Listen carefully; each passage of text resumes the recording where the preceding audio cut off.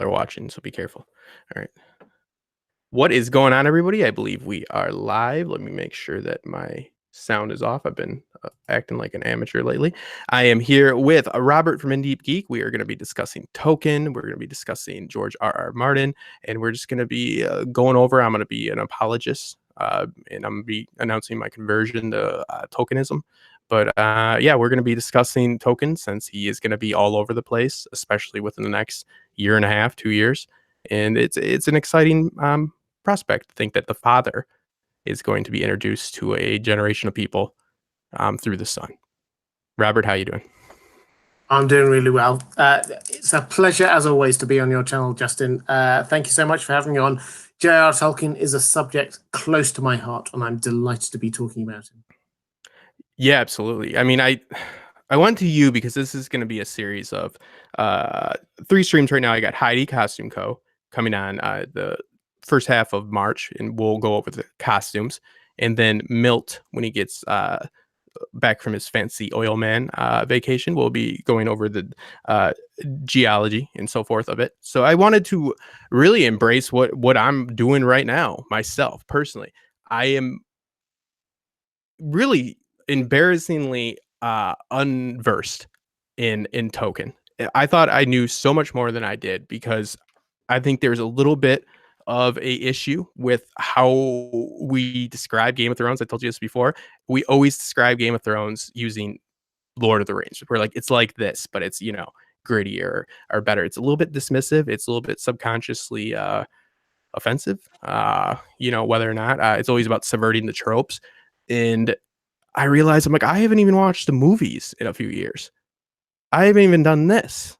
And I see these series are coming out. I'm like, I go and I've been doing research for the last month now on Tolkien himself and reading his essays, and I couldn't just be more enthralled with it. It's a very different beast, but I wanted to have you on because every time you mention Tolkien, I've always been a little bit shy to talk about it because, again, I'm a casual fan. But how many people do you think are like me and are going to be getting acquainted for it again?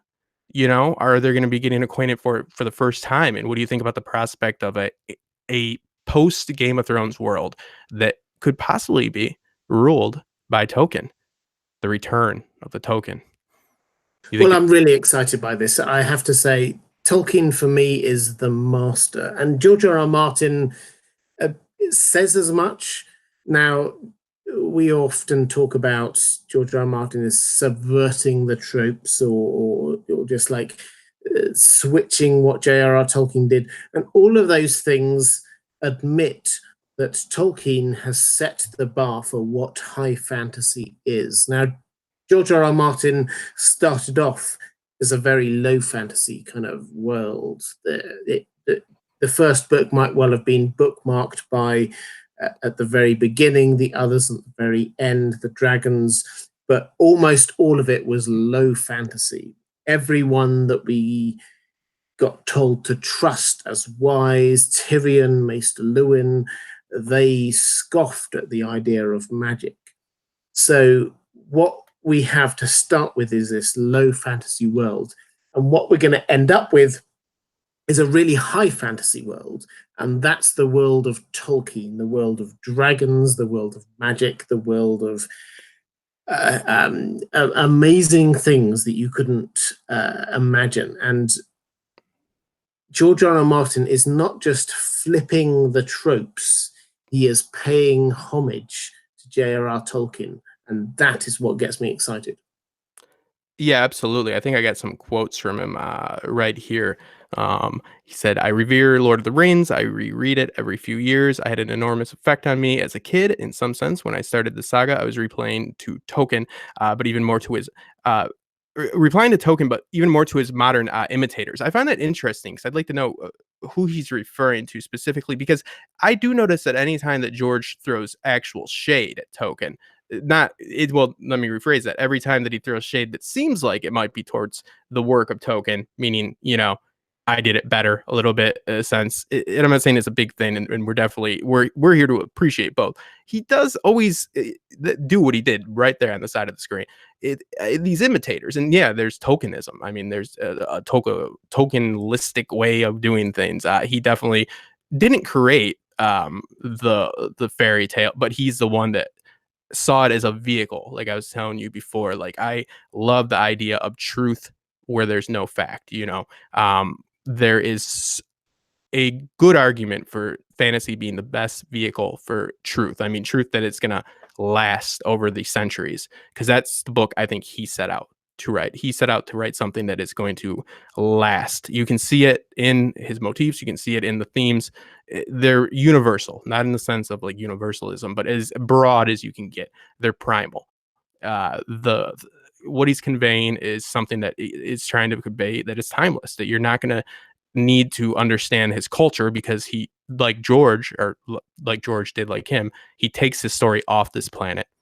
He literally moves it off the planet, creates his own. It's like I see that all like from a writing standpoint, it's like detaching yourself from the constructs, and then you go tell your story, but you do it in all of these ways, not allegorical, because we know how he feels about that, but embodying symbolism and theme. So there is not as much internal gray with all of your characters, of course, in Tolkien, like George has. But he really, I'd like to know your opinion on this. It seems like he really mixes his characterization of like evil and characterization of whatever a lustful person. But he's going to do that in one specific thing. Like he's going to be more like, he uses the trees, obviously they're very blatant for the symbolism. He hated the urbanization and postmodernists and all that, so like he uses them. All of his symbolism seems to be condensed, because it has to be. It's very strong message, so you see it condensed. It's like his characters are sitting there, and one person doesn't represent just one type of behavior. They represent like a whole idea that he's conveying, is my point. Like George gives us that moral ambiguity through all of the characters. He's going to convey that with Gollum, if that makes sense. It does. And I think for me, when you talk about George throwing shade at Tolkien, what he's throwing shade at is actually Tolkien's imitators. And for those of us who've grown up in fantasy literature, there are a lot of Tolkien imitators. There are a million and one novels and novel series that have the wise wizard mentor, that have the dwarves and the elves, that have the prince that was promised who doesn't know that he's the prince that was promised, the fight against the ultimate evil. All of these things are sub-Tolkien. And George R.R. Martin is trying to subvert those tropes, not Tolkien itself. Now, so when we're talking about George R.R. Martin and Tolkien, he takes inspiration from him. When he talks about the end of A Song of Ice and Fire, we often use the word bittersweet, but what George R.R. Martin more often talks about, or in more detail talks about, is the penultimate chapter of The Lord of the Rings, the chapter, I've forgotten for a moment the name of it, but when it's back in the Shire, and it's looking at what happens after the big battle, after the hobbits come back from all of the big adventures, the ring has been disposed of, and they see what's going on there, and they have to just tie up the loose ends. Those are the kinds of things that George focuses in on, and that is where he gets his inspiration from. He is reacting against all the people who followed from Tolkien, not Tolkien himself, except for one detail that we'll perhaps get to in a moment, which is the moral ambiguity issue. Yeah, I know. I definitely get what you're saying with because that is a chapter in which you do have like the humanization. It might not be the best phrase, but you see them going back to the Shire. If I remember, Frodo's gets sick, and like they're all living out their lives, but they all end up leaving for their various reasons and so forth. A lot of that has to do with the message, that overall message of what Token sees as a happy ending has directly to do. And again, Token is not overtly Christian. He's a Catholic, but he did everything he could really seemingly to try to stay away from allegory and stuff like that. But it's still very present because that's, his idea of what is a happy ending is going to adhere to what he feels is happy. And this kind of long journey for the bigger picture and suffering thing, and even the elf's ability to go and die is a gift, because that's a gift in that you know belief system. So I think that's beautiful. And it's an interesting take, and I don't think he's throwing shade. Seemingly at some people, I'm sure there's a million people out there trying to recreate Elvish and stuff like that. But I just think it's interesting to look at the two men and look at their lives as well. And I know we get into a little bit of a where does the author start in the work, and where do they meet? How far do they reach into it? And with both of these authors, I think we have a lot of people reading into their personal lives and drawing conclusions and stuff. So I'd like to talk to you about that. But you said that you wanted what was the topic that you wanted to talk about right there? You said we'd get into it. I'm sorry. It was the moral ambiguity of Tolkien against George R. R. Martin. I think so. Just to pick up on what I said a moment ago, it was the scouring of the Shire. A few people in the chat reminded me that is the thing that he is looking to replicate in the ending of A Song of Ice and Fire. But the George R. R. Martin is very, very keen on characters being multi-layered, of being grey, of everybody being a hero in their own story. That is the biggest difference in my book to what is going on in J.R.R. Tolkien's world of the Legendarium, where we have a very clear good versus evil battle. We know who the good guys are, we know who the bad guys are, and they almost always are guys. Incidentally, J.R.R. Tolkien wasn't very good at introducing female characters, but this was a good guys versus bad guys battle. George R. R. Martin, where he adds to this, where he goes beyond Tolkien, is in terms of the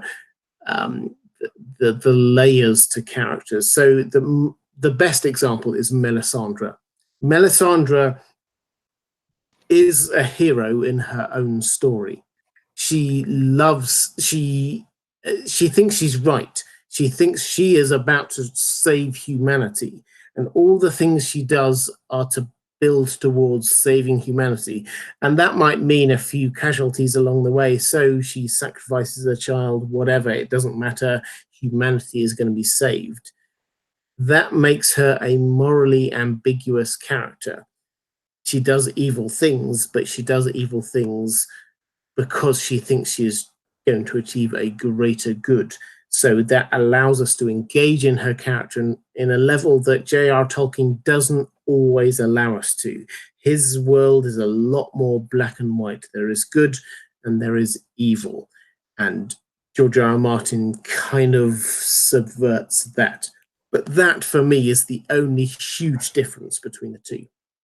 I definitely know what you're saying, and because obviously everybody, and it's a rule of writing to not write a mustachio twirling criminal, because nobody's, that's where you have the joke from Austin Powers about sharks with lasers. He's like, just shoot him. It's the guy, Dr. Evil, just doing things to be evil. Nobody does things to be evil. They do things to try because of hubris. They do things because of ambition. And that is what Tolkien, from what I can tell, and I am anybody watching, I am admittedly a amateur here, but he does not capture that in his individual characters, but that is the essence of what the ring is, because Tolkien in his lifetime saw, he was a part of the war, the Somme, the battle in World War I, one of the worst in the world. And that was supposed to be the war to end all wars.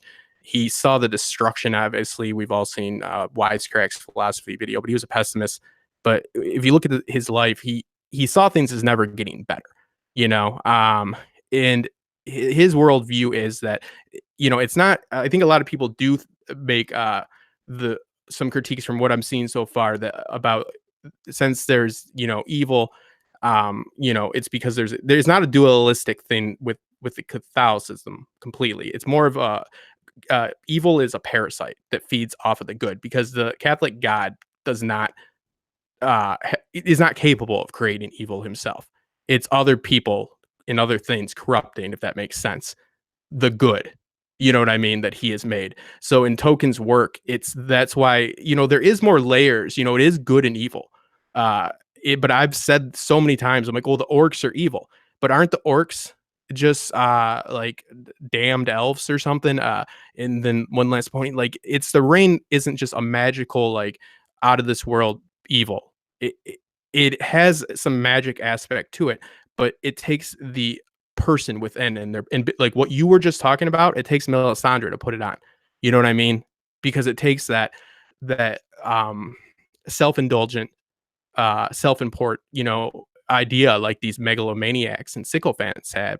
He saw the rise of Hitler. He saw Mussolini. He saw all this terrible stuff. These are people that clearly think it's worth plenty of people dying for them to get their ideology. So, like, I agree. I think that really what it is like George embodies civilization like as it is, like how it really is. That's why it touches home. Like you have to really dig for it. It seems to me, I've been digging. I know, to find it in that it's not as like obvious.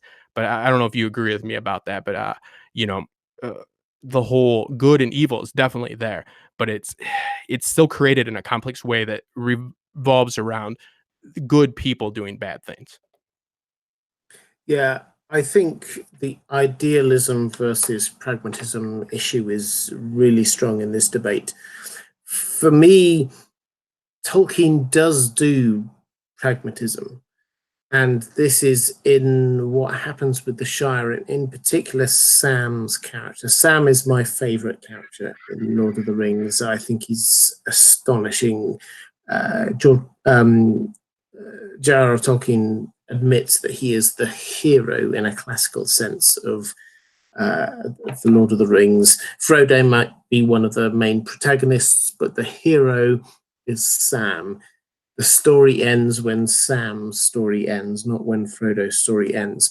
And this is about what the fight for what is good in the world.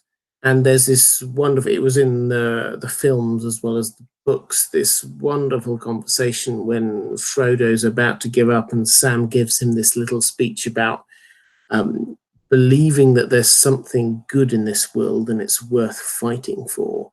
And that is what is at the heart of this, is that Sam pushes on and on because he thinks that there's something worth fighting for. And when they get back, the Shire isn't what it was when they left. It's not this beautiful, wonderful land. They're not fighting for the thing that they used to have. They're fighting for something that's moved past that, that's accepted the bad things and has moved on and is perhaps stronger and wiser and better for having gone through the pain. And Tolkien isn't just this idealistic world of good versus evil. Tolkien accepts and understands and has lived the fact that there is pain in this world, and that pain means that you cannot live a perfect life. And that perhaps is shown through what happens to the Shire. We don't find the hobbits fighting for a perfect Shire, a perfect future. We find them fighting for a future that is better than what it could have been if they hadn't intervened. And that is the crux of what is going on with Tolkien. Yeah, absolutely. I want to say thank you, Amber, for that super chat. I didn't even see that. I just feel like I ignored it. Oh man, thank you so much, and you're so supportive on top of it. So I was whining to her last night when I was doing my Tolkien research. No, I absolutely. And if you need anything, Amber, let me know.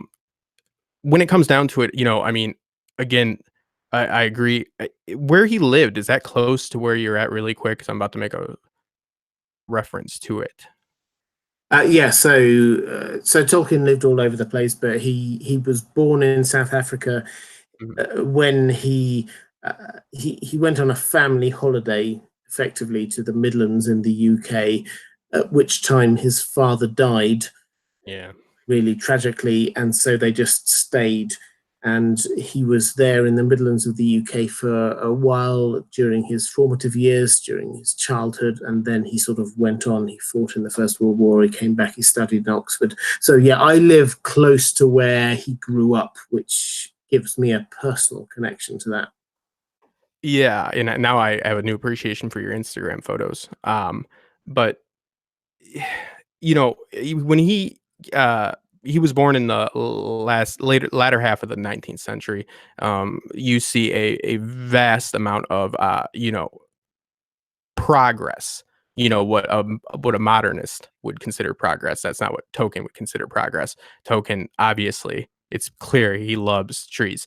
Uh, and so other people are calling this progress. And I like what you said about they're not fighting for something better for them, because I think I noticed that as well within the story, that I think it's very clear that he's speaking to even like the good guys army, supposedly. They're not fighting for you either. You're not fighting for your cause. It might be your country, but they don't have your best interest in mind, because he saw his land, scoured by urbanization, what we'd call it now. Back then, they just called it, I don't know, I guess plow and shit. But yeah, he saw, unfortunately, what he saw is beauty being destroyed in the name of progress, and things don't get better. In his opinion, and I guess you can't really blame this guy for feeling that way. Even though he did get really successful. I mean, like, look at every single time they said things were going to get better in this guy's life, it just kept getting worse. He died in the 70s, but I just think it's interesting to take into account that we do have a anti-war message from George as well.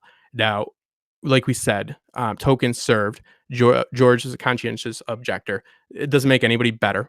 And you don't want to make every decision. You don't want to Freud it, and have a deductive approach, and just diagnose them with everything and be like, oh, it's because of this. But it's a little interesting to me, and I wanted to talk to you about it, that we have an approach to warfare from George that wants to be more bloody. That's one of his major complaints, that the war and the battle isn't bloody enough, it's not graphic enough, it's not violent enough, and so forth. It makes sense to me that Tolkien wouldn't do that, because he saw, he was Sam. Sam is him going to the front, and helping. He's helping, because Sam is saying, is anybody ever going to write about Sam? And Frodo tells him that, I think it's about that. What about the guy that's helping everybody on the front line? What about the little guy? Same thing with George, with the kind of the recluse. But do you take anything away from that, and find it a little bit odd that the guy that was the conscientious objector, it does make a commentary about the lack of gore in war? That's the only thing I've ever seen George do that I thought, I'm like, wow, that's a bold move. I'm like, I don't know how I feel about that. I don't subscribe that everybody's a hero just because they went to war. I appreciate it, but I don't know. I find it to be a little bit of an odd take. I get you do it with your work, but to be vocal about it. My take is that J.R.R. Tolkien was at the Somme. Now, for those who don't know, the Somme was the bloodiest battle probably in human history. Yeah. The British hierarchy, as it was, the generals, they basically said to the soldiers, the British soldiers, you have to stand up, you have to walk, not shoot, just walk towards the enemy machine guns. And the German machine guns just mowed down the British, and not just the British, but anyone who was on that side of the fence. And J.R.R. Tolkien, when he got home and he talked about it, he survived miraculously, but he survived. And he said, after the war, all but 2 of my friends were dead. Yeah. Now, that is it's something that we in our world today can't quite compute, but he went through absolute hell there. He saw the people that he'd grown up with, the people he knew, the people that he loved, just shot for no reason other than, just militaristic jingoism. There was World War One was not a war of principle because of bad people doing bad things. It was just about countries just They made running up deals with against each other other, countries. and if it got into something, and then somebody got into something down south, and everybody had to go to war. No, Exactly. I It was completely meaningless. And so J.R.R. Tolkien lived through that. yeah. And as a result, I think he didn't feel the need. Maybe he had some kind of PTSD. I do not know. Speculation. They But wouldn't have said it back then. he did not, they wouldn't have. He did not feel the need to say it. He did not view war as a glorious thing. His heroes were not the great fighters. His heroes were the hobbits who were there, the people who love having afternoon tea and just gardening and things like that. Those were the people that he idealized, not the fighters and the warriors. The big battles were actually largely off screen in the Lord of the Rings. So Yes. his view of war is actually not very different from George R.R. Martin's view of war. It's just that the way that they approach it is slightly different. Tolkien, perhaps because of his history, he couldn't show it. He couldn't write about it. George R.R. Martin, perhaps because of his history, because he decided not to go to war, he could write about it, and he could show quite how awful it was. And so they're making the same point, but it's just one of them has experienced it and doesn't want to show it, and the other one hasn't experienced and so does want to show it. Yeah, and that's what I was, I was very just intrigued by him verbalizing that, though, vocalizing that. I'm sorry, that like kind of like being a contrarian at that point, but I that's besides the point. That's here or there. But don't you think it's kind of a message about war right there, that the person, I mean, it's maybe not meant, but it's kind of just a product of it, that we have this example here of a guy that did see war, obviously, one of the worst in human history, because of technology was, the last major wars they had fought were the Napoleonic style wars, where they were lining up and they had a muzzle, loaded guns. So they were lining up in line formation. Then their technology advanced. Again, another theme of Tolkien's, because he had right to believe technology dicked him every single time. Technology got better, right?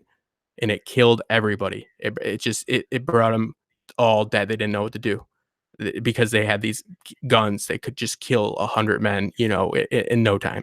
So it's just a little bit of a commentary on life right there. The guy that didn't go to war is the guy that wants to showcase the gore. But I'm not saying it's a bad thing. I'm saying that, maybe it does it because Georges is also very anti-war. He's not glorifying it either. So, maybe it's like I get stomach to do it. And I'll do it. I think that George, one of his strongest points for me was Robb Stark. Not as a character, but what happened to him, how he won every battle and he lost the war. I thought that was well done. You showed the guy win all the battle, and still, it's so you don't always tough your way through it. But you see a lot of instances of in Lord of the Rings of the characters doing things when they're surely going to die, right? Like it's silly. Sometimes they don't, but a lot of times the good guys go up against just overwhelming odds. It's ridiculous. And I think that is right there. Again, I'm not signing it, but it is because it's the good guys. If they do that, they die and they go to a good place. And I think it's kind of an embodiment of what Tolkien had to feel. Like you said, all but his friends, but two were dead. So he had to think they didn't die and go nowhere. They had to think they didn't die for nothing, even though he saw they didn't get anything from it. So it's like you see that countless times. I was just watching the second film, and I saw a scene where it's just, again, it's time and time again in the first few scenes of the second film. You see the good guys just go up against overwhelming forces, and in Game of Thrones, obviously you would see them probably make a sensible decision, but Tolkien's more of telling a story about just you know, overwhelming courage and carrying the burden for others, which is a Christian message. But if you were going to recommend, let's say just to me, I'm reading the Fellowship right now. I just started an audiobook. I won't brag. I'm not reading it, but a order in which you think to consume his content. Would you have anything specifically? Would you just say go linear, or would you recommend any of his like kind of his essay and like lecture circuit work with Beowulf and so forth? I mean, if I had never read any Tolkien before, the entry point is The Hobbit. It's an easy read. It's written for children. That's what he was doing. Second up, it's The Lord of the Rings. It's a beautiful piece of work. There are some long songs, and they spend probably far too long in Rivendell and all the rest of it, but it's still very easy going. Then I would say explore a lot of the kind of side stories that he did, the short stories, things like Leaf by Niggle. If there's anyone in there in the chat who's ever read Leaf by Niggle, you know it's fantastic.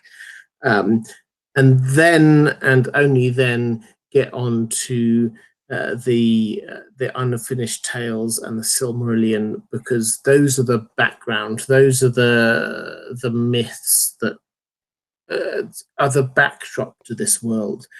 The Hobbit is deliberately accessible. The Lord of the Rings is still very accessible. You don't need to have read The Hobbit in order to get it and understand it, but it's also a fantastic read. The other stuff is just like, that's the background. Go The Hobbit, Lord of the Rings, Farmer Giles of Ham, and all the other excellent short stories, then the Silmarillion. Yeah, I think it's just interesting to think about the people that are going to be, experiencing this for the first time, because let's face it, The Hobbit didn't do too well on screen. It is what it is. I'm not here to crap on it. It's a fact. It didn't do good. It was okay. So if you don't mind me interrupting, The Hobbit was a children's story that they tried to turn into 3 films, and this is all about the studios trying to get as much money as possible, and they got as much money as they could out of it. Fair play to them. I don't begrudge anyone making an honest dollar, but the third film in particular was 2.5 hours from 5 pages of The Hobbit, and it's not a literary adaptation of The Hobbit. It was inspired by The Hobbit. So these, as far as I'm concerned, they're completely different things. The Hobbit is not what the Hobbit films are. Yeah, so the characters are the same. They added in a couple of extra ones. They gave a few cameos to characters who probably were there, but we don't read about them, like Legolas. They created literally hours of extra action sequences that weren't there, but the heart of the film was in the first 1.5. Well, the heart of the books was in the first 1.5 films, in my view. Yeah, I see a lot of obviously people weren't thrilled with that, but I know that what's interesting about if we're going to compare these 2 works too is obviously the POV system for George compared to the narrator, is Bilbo is for sure cited as the author for the Hobbit, right? Like Bilbo, that's absolute, and then it's just suggested from what I can't find any concrete proof. And I've been reading lecture circuit essays on this rather than reading the book as much as I should. But that's the way I do things. From my understanding, the only time that you get a straight answer about who's the narrator is in The Hobbit. Is that your understanding, or am I off on that? Yeah, sort of. It's complicated. J.R.R. Tolkien wrote the backstories, the Silmarillion and so on, from this kind of third person omnipotent perspective. The implication is that the Lord of the Rings and the Hobbit are written from recollection rather than anything else, but it's always from the third person omnipotent. Yeah, and I think it's again another sign of Tolkien trying to get another degree of separation and distance himself from the text, because there is a huge. I mean, you go on any Tolkien forum, it's all people arguing about what things mean. It's all of this. Uh it's called like the biographical fallacy. If you've ever, it's the idea of people assigning just all of the writers' life events. They adhere them to everything they did, and then on the other side, you have the I think it's what is it um the poet. It's Samuel Johnson. It's about learn about the poet and understand the poet, understand the poetry. I think it's called Love the Poet, and that goes over. That's like a chronicle that goes over 50 different contemporary poets in the Western, poets from 1660 to 1770, and like this guy chronicles all of them, and then he breaks down the work. So it's like these analytical approaches, and this is his big argument when you go against like Tolkien. It's like how much to interpret from his life and how much to go from the text. When he goes and he says Bilbo's the narrator, right? Like he's the guy that wrote this. That's like Mushroom in the book behind me. You see George do this with his lore from the Maesters. So you see that degree of separation there. It's not that the story doesn't mean anything. I just like it from a writing standpoint. It's just tells you that it adds an extra layer of that separation, but also you have to understand, like, it's like you need to have that external understanding, like I'm talking about, of what the author's doing, and then also zone in, because you then have to deny yourself. It's like a dissonance thing about what Bilbo knows, because Bilbo doesn't know about the rings being destroyed at that point, and so forth. So there's like information being held back, and it's very interesting, the choices that he makes, and when he does give you a narrator in a name for it, I just think it's and that's the book that he put that message to C.S. Lewis. I don't know if I know we spoke briefly about Narnia, but it's just this guy was surrounded by giants. That's why I'm looking forward to this biopic. With Inklings and all that. I mean, what are the chances that you meet an atheist guy that he converts to Christendom because of you, and then writes an overtly Christian book that's allegorical? Everything that Tolkien hated in literature. Like they have this like little bit of a rivalry for a point. Like Tolkien was trying so hard not to be him for a little bit, it seemed. And I just love it. But it's so interesting to look at these different writers, because it's like, who's George going to inspire? You know what I mean? Like, who's George going to create? And how are these other works going to do? So because it looks like what they're doing with Tolkien is they're going to be doing the Age of Aragon. I don't know if anybody has any opinions about that in the chat. But it seems like a smart move.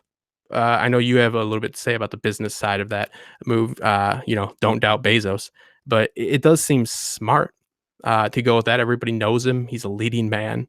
They can get a little gritty with it, but I don't know. There's so much like lore to Lord of the Rings, or I'm sorry, Tolkien's work, that it's kind of hard to know where to start. It's not definitely as streamlined, and it's just, I guess, they didn't have Twitter. Oh, and he would hate this. I just want to say, Tolkien would hate this, people. Like, he hated any type of analytic, any type of commentary, any type of critical analysis and breakdown. He has that analogy about the guy that builds the tower to see the sea, and all the people that want to understand how it works take it down and destroy it brick by brick, trying to figure it out. To see everybody on YouTube explaining his work, especially some of these people, his head would explode. But that didn't stop him from interpreting Beowulf, did it? So that was, nobody's above being a hypocrite. I just wanted to mention that, talking about Tolkien on here is like in direct conflict with what Tolkien would want.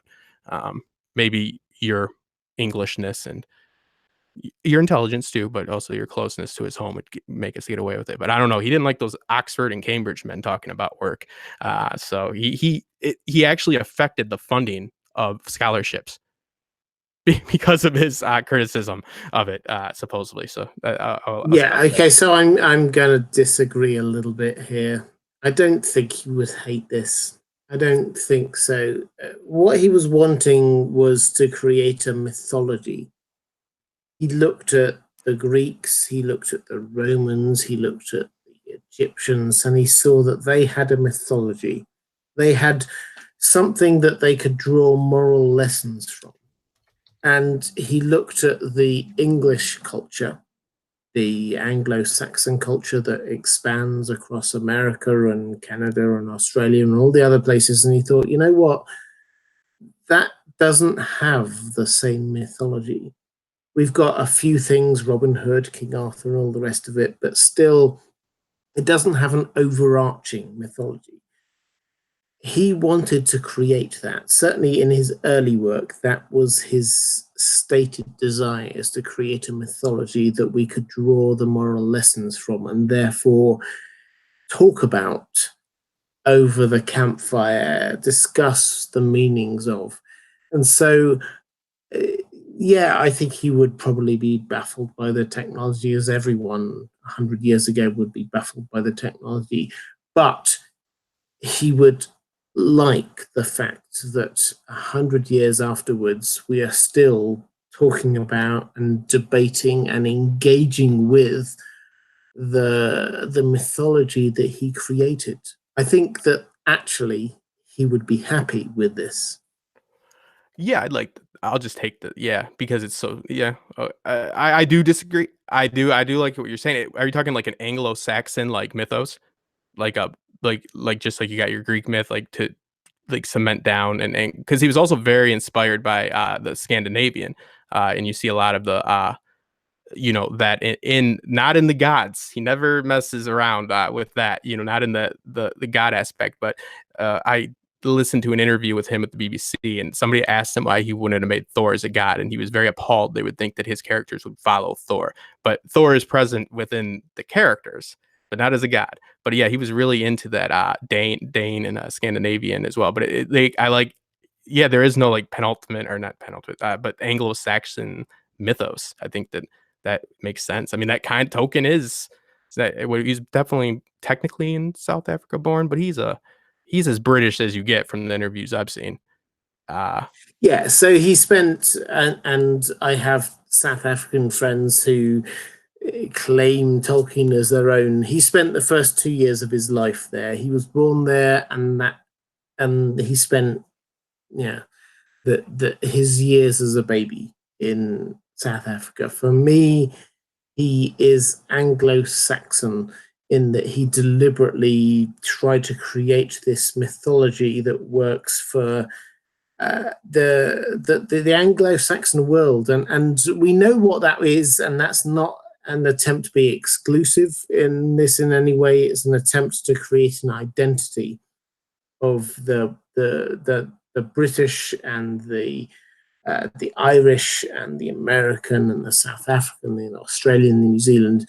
That is what he was trying to create, this kind of mythology that we could draw some applicability from, that we could draw moral lessons from.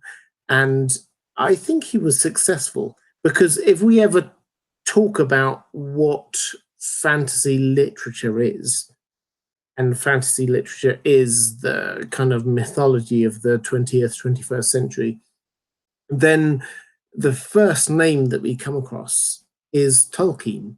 Everyone who has written fantasy literature has written something either in the tradition of Tolkien or in reaction to Tolkien.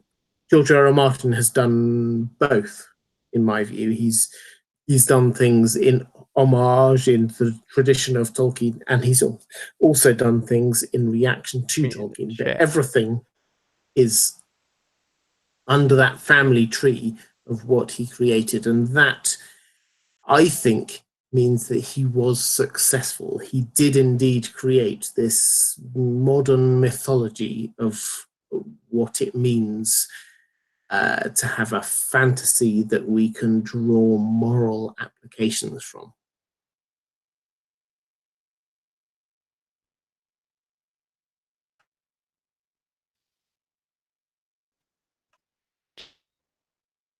Guys, I think Justin's disappeared for me. Let me know in the chat if he's disappeared for you as well. I can't hear him. I think he may be coming back now. Yeah, I left my own stream evidently. Hold on. Can you hear me? Keep talking, Justin. Keep talking. Hear me? Can you hear me? I got stuff to say. Can anybody hear me? Yeah, so Check, I'm gonna waffle for lots because I love J.R.R. Tolkien. So, and guys in the chat, let us know when you can hear Justin. For me, Tolkien is the master. So if you look at things like David Eddings, the Belgariad, that is kind of sub Tolkien. That is building on what Tolkien did. Similarly, Robert Jordan. It's built within this world of J.R.R. Tolkien. It's got the Ogrins or the ogres, and he's got the trolls, and he's got the dwarves, and he's got the elves.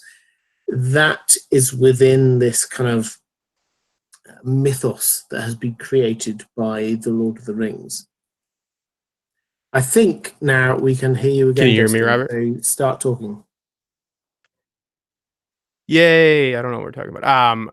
No, I do love the idea of the mythology, and I agree because it is, you know, the works that he's drawn from are all prehistory, right? Like for the most part, uh, which is, you know, pretty awesome in itself because it's, you know, drawing from something that's that far away, and those things being so distant, you know, it's always that a large amount of time that separates, you know, like these stories.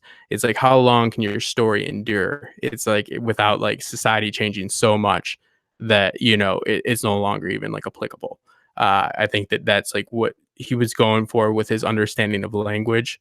I don't know if you guys can. I love this language about how he became enthralled with the whole linguist aspect, or the what is it, philosophy, philosophist, philosophist. I'm not saying it.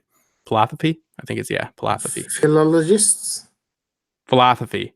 A falafel. Yeah, okay. I'll stop saying falafel, but it's philosophy. I can't say it right now. He wrote a story, and he said in the story when he was 7, he said the green great dragon, and his mom read this story, and thank God that she was, you know, a critical review, and she said you can't say that. She corrected his grammar. You know, she goes, you can't say the green great dragon, and he didn't understand why, you know. And I know it sounds weird too, but I didn't understand why until I researched this. And it's because, you know, there's actually a structure, and that's what's fascinating about what he does and his understanding of it. It's because of the order of adjectives. It goes opinion, size, age, shape, color, origin, material, purpose. The example to give for this when people cite it is, just like the green great dragon can't exist, it has to be the great green dragon. Like if you go a lovely thick black coat, it can't be a black thick lovely coat. It's because you're assigning the opinion after the size. So it's like, you know, it's um it implying, you know, then it's like whatever, implying about that first, the size. So it's jarring up the sentence. But it's just fascinating how a 7-year-old thought like that. All I would think is shut up, mom. You know, actually you'd think now is Grammarly wouldn't let you do it, and you'd be fine. So he was right about the technology all along. But I had a graphic. I don't want to put it up on screen, but I think it's like, you know, you see George paying homage too. Like George isn't a language expert, but he paid, you know, like he subbed it out. I don't hate on that. He's like, I'm going to get Dothraki, but there's value in that because it stands alone, right? It stands alone. It literally, I look at this as like a time like capsule. Like how detached can you get? Because there's there's a period of time in which you have to like let the readers know that this is from a different era, because you can no longer like assert like certain like cultural meaning and certain like verbiage and stuff like that to it. And that is really Greek myth. Like you have, that's why they call it Greek myth. Like because like it's been so long that that is like literally not even recognizable to modern day society. So like we now have a grasp on it because everybody has this, you know, like I can find out about philosophy and all that, and not learn how to say it, but you know, in 2 minutes. So it's amazing though, and I think that his works have a lot to offer as far as um, depth, because you have all of these not only characters, but you have all of these different ideas that he's playing with. You know, the elves are fascinating to me. Um, I know that the elves are very, very confusing to me for a few reasons. I know that they can't die when they're in Middle Earth, right? But then they can die, and they choose to go die, right? Because they're not happy at the end. That's why they leave. I'm taking that as they are. It's not because they're depressed because things aren't getting better. I have to just go along with his idea that things are not getting better. So if you live forever, you're not going to get happier. You're going to get sadder. And it, his mind is a good thing to move. You live this life for the other life. So, you know, that's why they move on. You know, I don't want to assert his Catholicism to everything, but it is applicable there. You know, I don't know. Is that am I on spot with that? Also, do they have pointy ears? People, do they have pointy ears? Well, they do have pointy ears. So, what this is one of the big differences in approach between Tolkien and Martin, is that Tolkien was a philologist. He loved language. He created language, and we see that incidentally, if you go to the Twitter feed for the new Amazon Middle Earth series, whatever it's going to be, they start with a quote from Tolkien that says, "I started with a map," and that is where he started. He started from the bottom up. He started with, okay, so here's a world. What would happen in that world? And then he started to create languages and mythologies and all the rest of it. George R. R. Martin hasn't gone to that depth. He has created characters that are great, who are multifaceted, but he's not gone to the depth of the languages. So what we see in Tolkien is a depth of culture and civilization that we do not have in George R. R. Martin. And that's not to put shade on George R. R. Martin. George R. R. Martin accepts that and has often owned up to it. He does not know everything about the Dothraki language. He does not know everything about High Valyrian. He just knows a few rules for it. The things about High Valyrian is a little bit vague on gender pronouns, his or hers or whatever. That is the difference in terms of where they start from in terms of the world building. Now, Tolkien, we have to understand this was a whole life adventure for him, creating Middle Earth, creating languages, creating culture, creating the map, everything. He did the whole lot. George R. R. Martin, yeah, this is a work of a couple of decades. We shouldn't pretend otherwise, but it's not the only thing he's ever produced. He produced other things beforehand. He will probably produce other things afterwards. After? Did you say? I want to make sure you said after. Yeah, I honestly think so. You think he's gonna finish? Yeah, yeah, he will finish. You can't. You're so positive. I am positive, but he's almost finished The Winds of Winter. Okay. That will be published. I'm happy to be quoted on it. I've said it on Twitter many times. That will be published in November 2019. I am very happy to put my name down to that.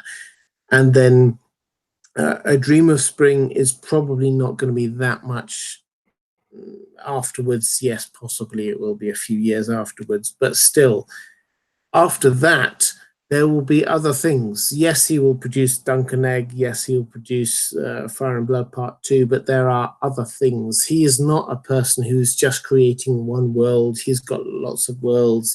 He's got Night Flyers. He's got Wild Cards. He's got things that he created. Fever Dream. I don't know if you've ever read that, beautiful, brilliant novels in completely different worlds than what we have today.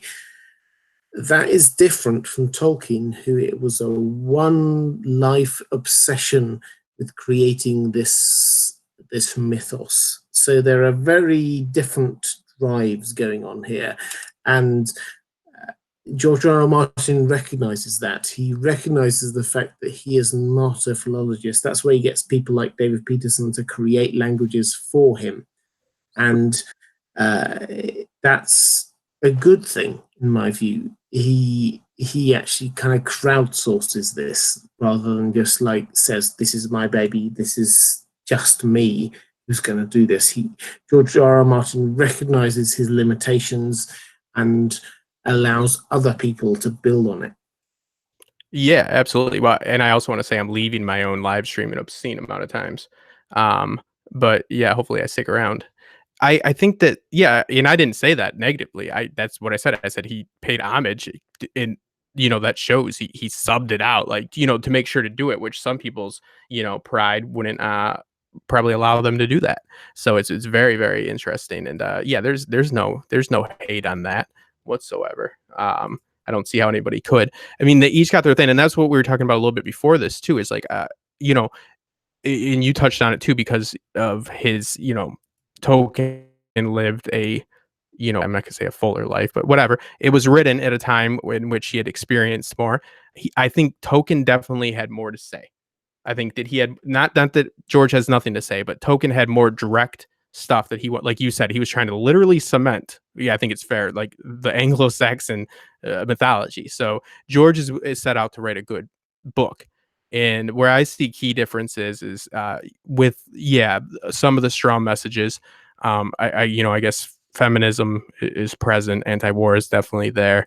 I mean, yeah, we can draw a whole bunch of stuff, but not Tolkien is a whole another bag of endless inspirations and things that people again have addressed to the work, which he was trying to avoid. But where I see Tolkien go and put in the language, you see George invoke maybe science, like how George takes a actual sci-fi approach. Like it's not like probably correct biology, but I do appreciate that like there's like a little bit of like some biology behind like the DNA of the Targaryens and so forth. Like that's not aspect that Tolkien would be likely to invoke, in my opinion. And there's nothing. It's different.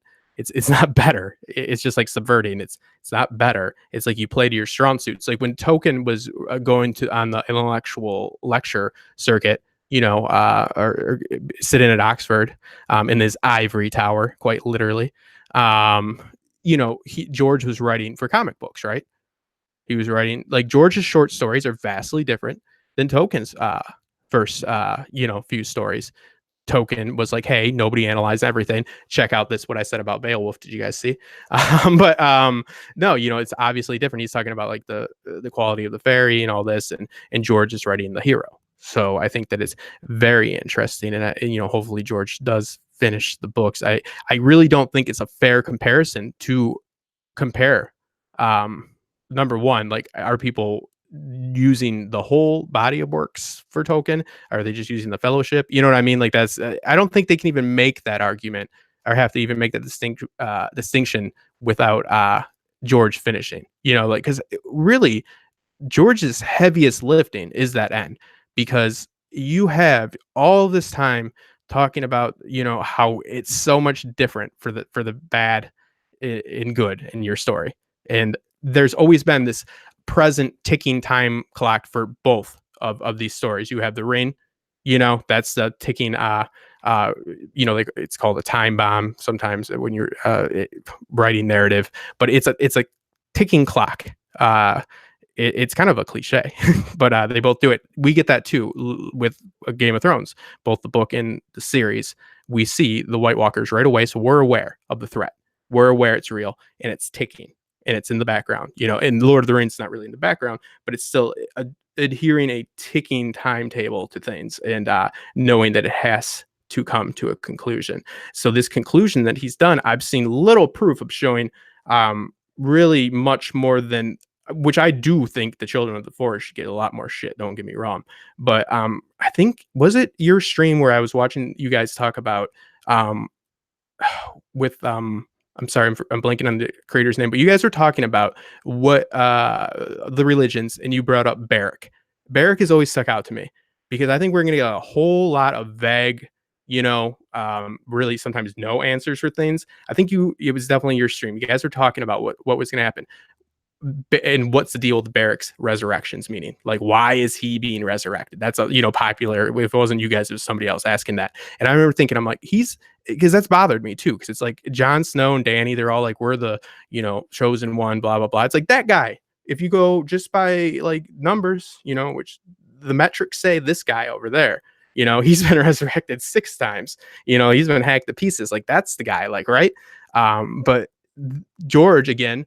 And I'm just going to do what I say you shouldn't do it. Hear his stuff. He's agnostic. So he is very likely not going to really give any sort of, because it's smart not to give a concrete answer for magical, or I guess religion's not magical, but these aspects you really can't explain the mystical and mysterious because it becomes way less mystical and mysterious.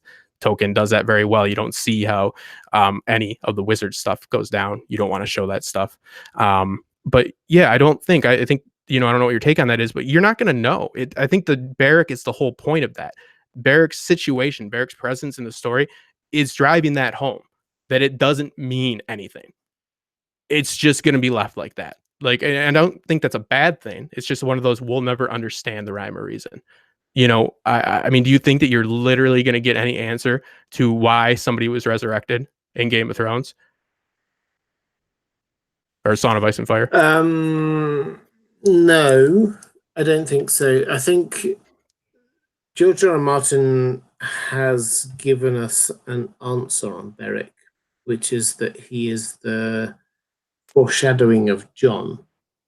That is the only time he's talked about why characters are resurrected, and he's just said that Beric being brought back through fire magic in a way is a foreshadowing of what's going to happen to Jon. It makes Jon not the chosen one. It subverts it a little bit as well because he's not so special.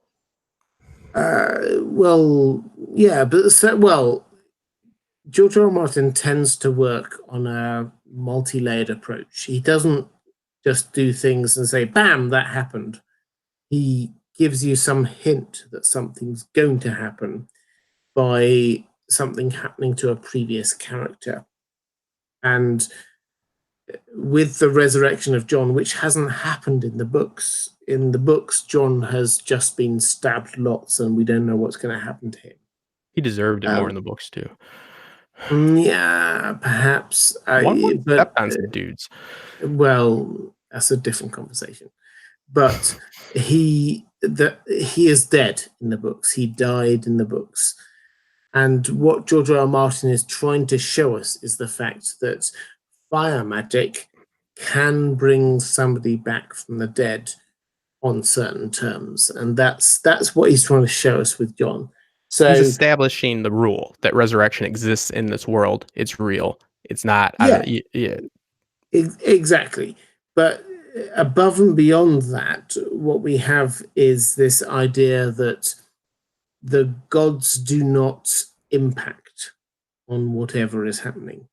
So you say that George R. R. Martin is agnostic. I actually have no idea what his religious beliefs are, but what he has said in terms of the story is that we will not see the gods' impact on what's going on.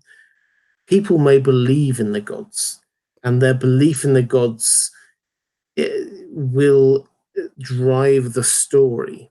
Melisandre's belief in who she thinks Azor Ahai is going to drive the story. The High Sparrow's fundamental belief in the Faith of the Seven is going to drive the story, but we're never going to see any of the gods in reality. That's not what's going to happen in this story. They're never going to walk the earth. Because that's not the story. that the story That's not the is story.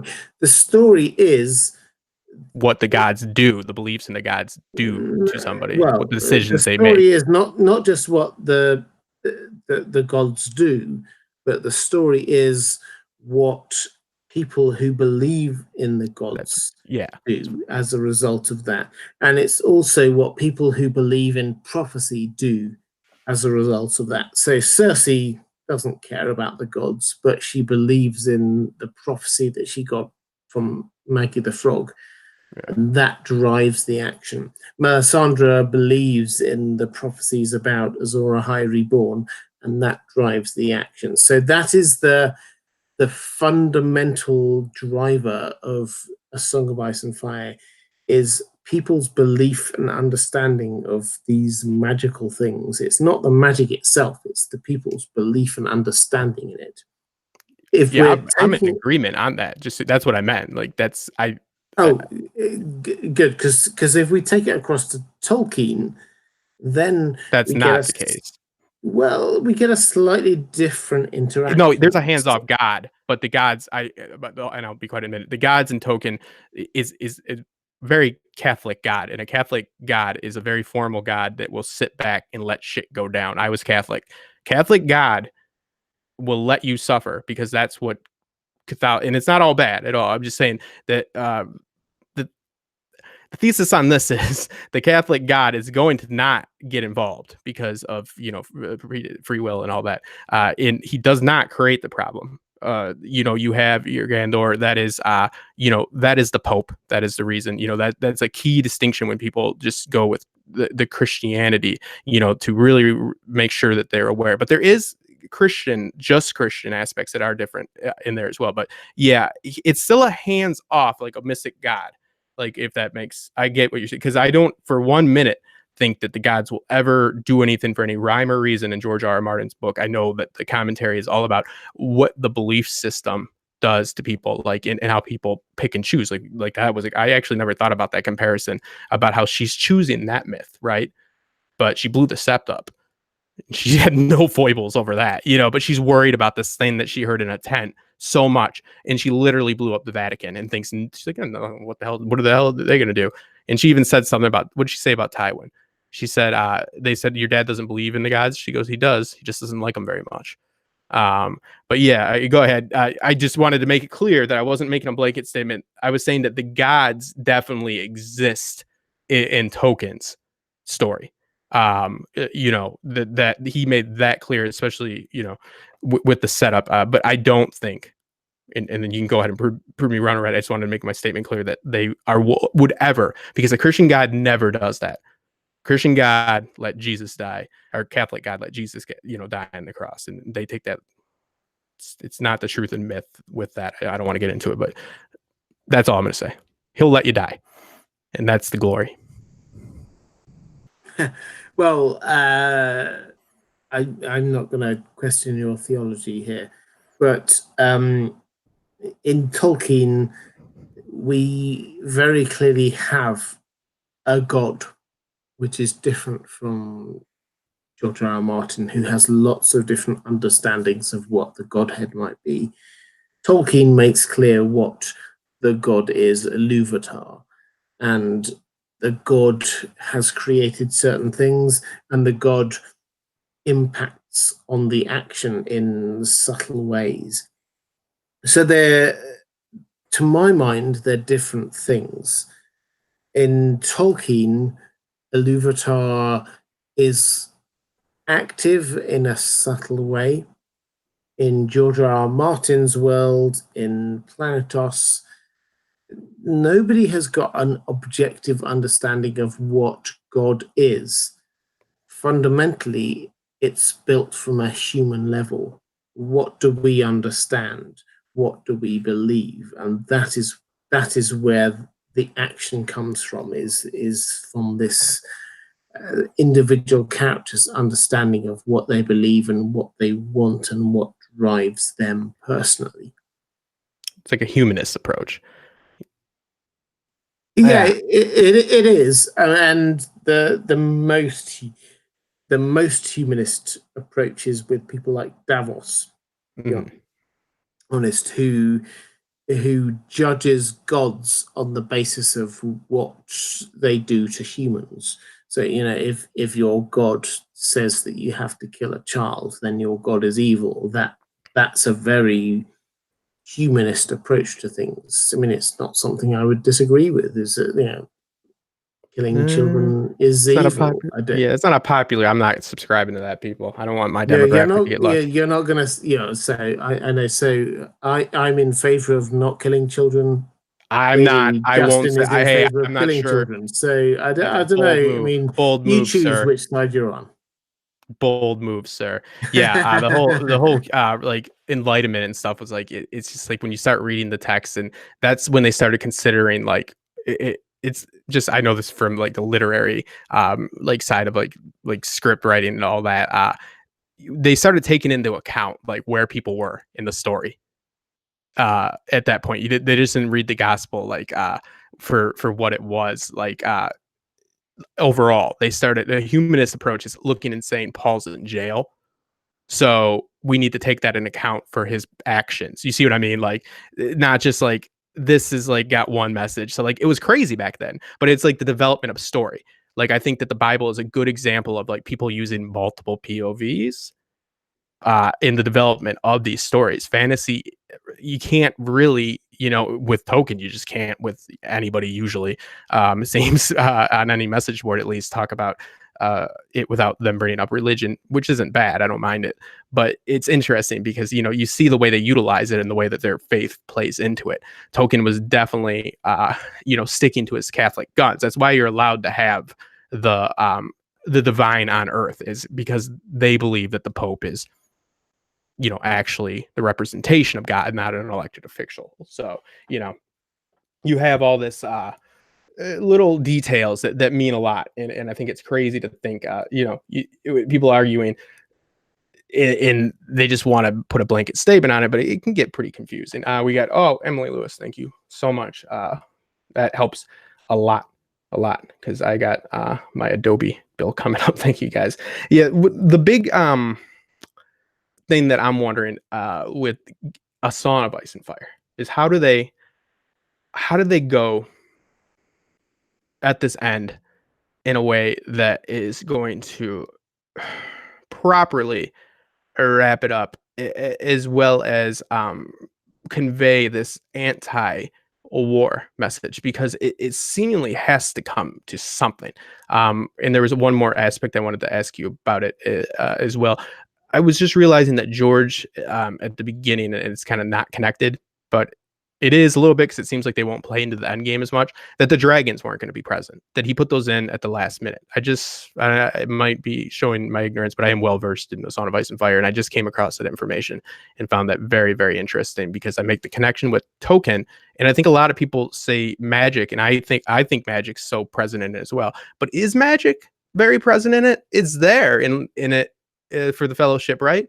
But I mean, how present is it? How often do we really see magic overall? In the Lord of the Rings, not huge amounts. So Yeah. the whole point is that magic has to come at a cost. And George R. R. Martin talks about this a lot, is that when Gandalf fights, he fights with a sword and a staff. It's not like casting a spell, because otherwise he would be stupidly powerful. So magic has to come at a cost, and this is something Tolkien didn't really write about, but he accepted as a reality in that world, and it has been accepted as trope is probably the wrong word, but as a reality in every single fantasy world afterwards.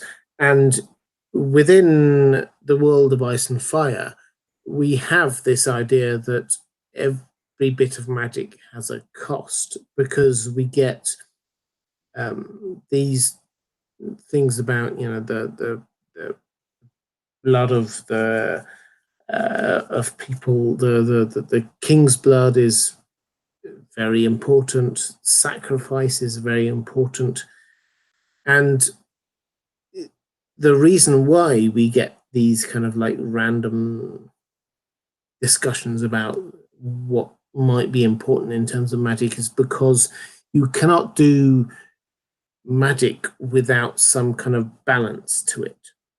When Danny created the dragons, when they hatched, the 3 dragons hatched, but that was matched by 3 deaths. Miri Mazdur died, Khal Drogo died, and depending on what you want to take from it, either Khal Drogo's horse or perhaps their son also died as a part of this. 3 deaths equal 3 lives. Magic has to have some kind of balance to it. J.R.R. Tolkien did not go into that in great detail, but he recognized it by not making his magic users overtly magical. Gandalf did little bits of magic. He created when they went through Moria, he created a little bit of fire on the top of his staff, and that's pretty much the extent of the magic that he did. Above that, magic always has to have a cost, or otherwise the world will be imbalanced. And so George R. R. Martin took that, and then as the world that he was creating moved from this kind of low fantasy to high fantasy, which is where it is at the moment with dragons and magic users and all the rest of it, he had to develop this idea that all magic has some kind of cost. You just look at Dragonbinder as another example in George R. R. Martin's world. Dragonbinder, the horn, it's said to control dragons, but whoever blows it as dies, their insides turn to ash. There is the cost to the magic that you cast by blowing that horn. Yeah, and that's kind of what I was getting at with like how they're gonna sink this landing because we are, like you said, at this such high fantasy point. We, like what is going to be a resolution that isn't just batshit awesome, but slash also like batshit crazy and like doesn't fit the rest of the story. I'm sure it'll be fine. I agree. It's interesting too, like they talk about the wildfire, how that like there's also the balance, but it's like also it increases too. Like there's influences, like what's influencing the magic. I love that part of George's work. I'm not well versed enough. Thank you, Carrie, for that. Thank you so much. Like I'm not sure exactly how Tolkien saw magic, like what it was used for. I know he did a good job. Again, he set the standard for writing magical creatures. I remember when I was 22 at Second City, they talked about it. They talked about how they don't show that. They spoke about because it's smart. They're like, you probably heard me say this a lot because it's something I learned. It's something that's valuable. It's, you don't show the magical, the mysterious, the mystical because it's no longer that. It's just, you can't explain that stuff, without it seizing what it literally is. So I don't know. I'm sure like a lesser writer would use it as a way to speed things up, a way to slow things down, whatever they need it. But in George's world, you're right. It's not, there's some sort of like, it's whether it's science or whether it's, that's a mystical, also power holding the balance. It doesn't matter. There's an equation at hand and people gotta, the math don't care. I really like the whole, idea of the dragon binder. It's horrifying, but it's literally sucking the life out of you to get that. It's almost like a direct, you know, um, just depiction of like what the magic requires, I guess, a life, right? If you want to use that, it's going to literally, you're going with it. So, well, there's a balance, is the idea in George R. R. Martin's world, is there's a balance between what you create and what you destroy. And Dragonbinder is about creating a bond with a dragon, and that has a cost. And the cost appears to be the life of whoever blows the horn. who are they paying it to? You know, like who's collecting, who's the tax man in that one? That's interesting. It's just I guess it's just the idea of the. So do you believe it's like a duality type deal, like with the yin and yang? I mean, it seems like No, it's not that there are two different forces that have to be met. It's like if you want to do something, there's a kind of like a Newtonian equal and opposite reaction. If you want to create a thing, you have to sacrifice a thing. And that's the world that seems to be existing here in the world of Ice and Fire. It's not a crazy magical yin yang thing. It's just for every creation there has to be a destruction. It's quite a scientific approach, actually, if anything. yeah. I think that it's you know, a little bit of a maybe a message of you want to do something out of this world, like, you know what I mean, like not out of this world fun, but unworldly. Then you can no longer be of this world.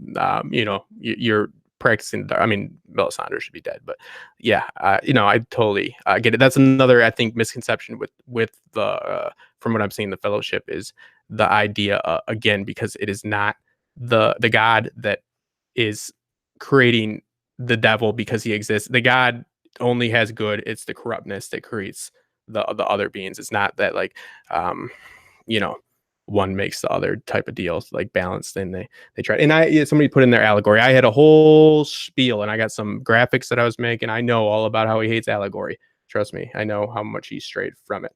So definitely, it's so interesting that he almost didn't put those dragons in there, you know, and also how both of these stories were conceived like in a similar non-connected way, like George with the direwolves and Tolkien with his wife dancing, supposedly, which led to, I'm blanking on the name of the story, and then spawned eventually into it. It's just like how, you know, George thinking this was going to be a short story, he's still thinking he might make it one.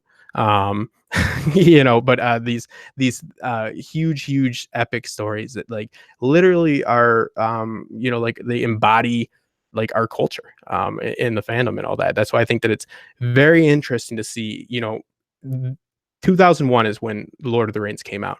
You could be 20 years old in 2021 when that series premieres, and you would have been born after that came out, and you're 20 years old and you see this and you say, what the hell is that?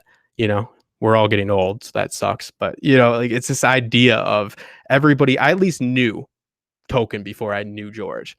Like I was aware, I had a baseline. So I find it very fascinating to see a generation that maybe you know, is going to be introduced, and I'm sure it's already happened, but on a wide scale. You know, for a company that's paying $1 billion to see what that machine does. They're not leaving out that 20-year-old demographic. You know, they're going to start sinking in on that. So it's interesting. I just really I love the nuance of Tolkien's work. I love the history. I'm really looking forward to that biopic. It's not as straightforward, obviously. It's not as gritty. But again, like I'm gonna stop saying they don't do this and it's like this, because it's kind of like a ill-conceived way to describe something to you know, use the Lord of the Rings anyways. And you know, I'm not the only one that's done it, but I constantly hear that. But it does show that it's the baseline, but it's like to act like we all have such a great understanding of it, you know, is crazy because there's so much depth to it.